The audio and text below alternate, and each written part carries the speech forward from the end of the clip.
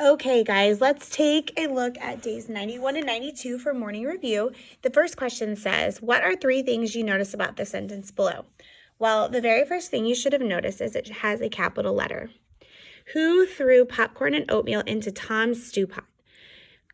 The T in Tom is also capitalized because it's a proper noun. Remember, proper nouns are special nouns that have capitals at the beginning, such as your name, or somewhere that's important like Indiana would have a capital I. The last thing you should have noticed is a question mark at the end because it's asking a sentence. It's asking who threw popcorn and oatmeal into Tom's stew pot. Now, bonus points if you found this little mark. If you notice this mark and you remember, it's called an apostrophe. It's an apostrophe to show ownership because the stew pot belongs to Tom. When Tom owns the stew pot, we put an apostrophe before the S. Number 2 says circle the correct spelling for each picture. All right, remember we talked about the sounds ew, O-O, E-W, and U-E. All say ew.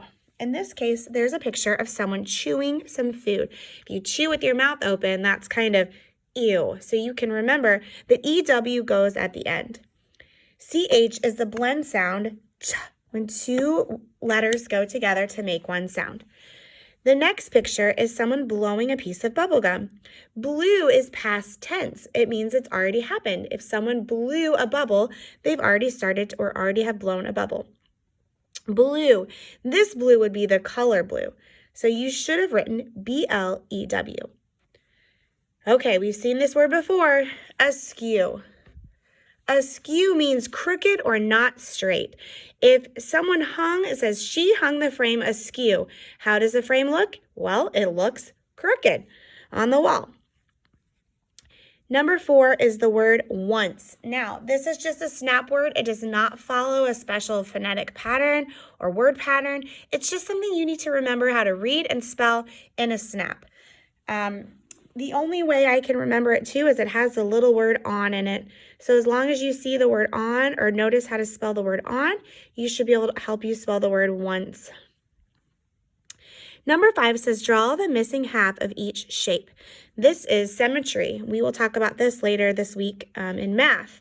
But drawing half of the other missing side is 2 equal parts to the side. 2 halves or halves are 2 parts that equal a whole.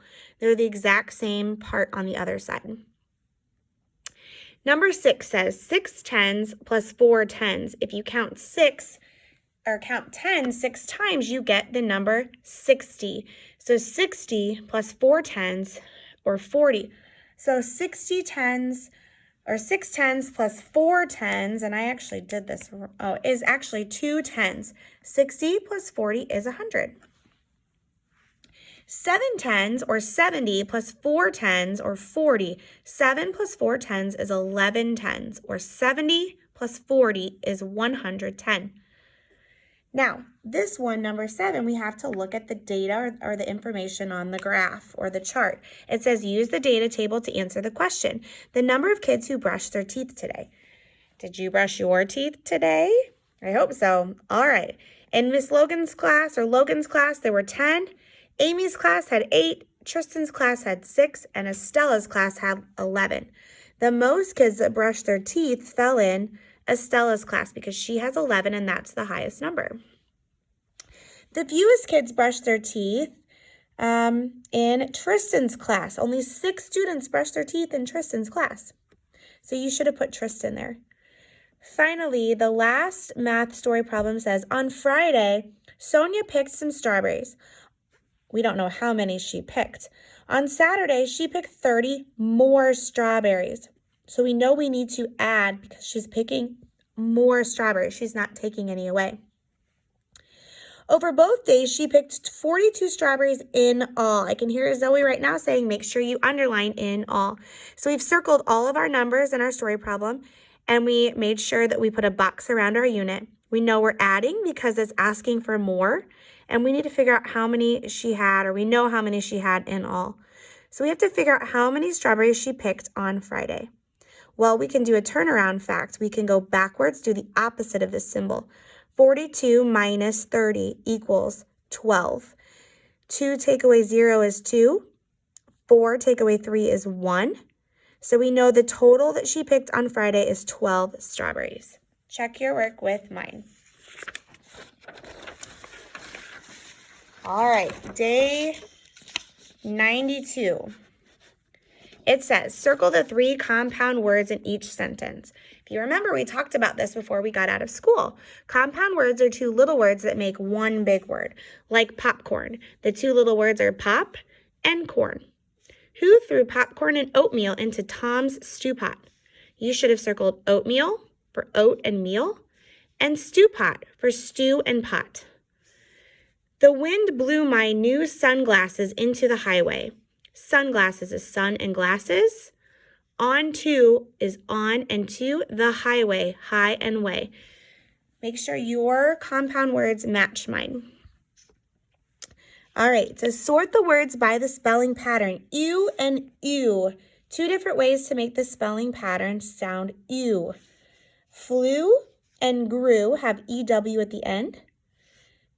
Glue and true have UE at the end, so make sure yours matches mine. Next, we have the word askew again. So what does askew? What does askew have to do with couch cushions? Well, I don't know about you, but my dog loves to run up on my couch, and when he does that, he makes the pillows crooked or not straight. I'm constantly re-straightening all of the pillows. So if the pillows, or if you have, what does askew mean for couch cushions? It means they're crooked or not straight. Okay, number 4, it says use context clues to find the meaning of the underlined word. She's allergic to nuts like almonds and cashews. Cashews are blank. Well, I never heard them say one thing about shoes in the text, in the sentence. So it says though that she's allergic to nuts. So cashews must be nuts. Number 5, these are part whole. So we have 2 parts make a whole or the total. So we have 5, 6, and 11. So 11 minus 6 equals 5. 11 minus 5 equals 6. And 6 plus 5 is 11. Same thing for the second set of problems. Double check your work and make sure they are the same as mine. Okay, this one tricks us all the time if you remember. So take a close look. It says circle the true statements, cross out the false statements. 26 can be expressed as 3 10s and 6 1s. Well, we know right away this can't be it because 3 10s, 10 plus 10 plus 10 is 30, and our number is 26. So that one's crossed out right away.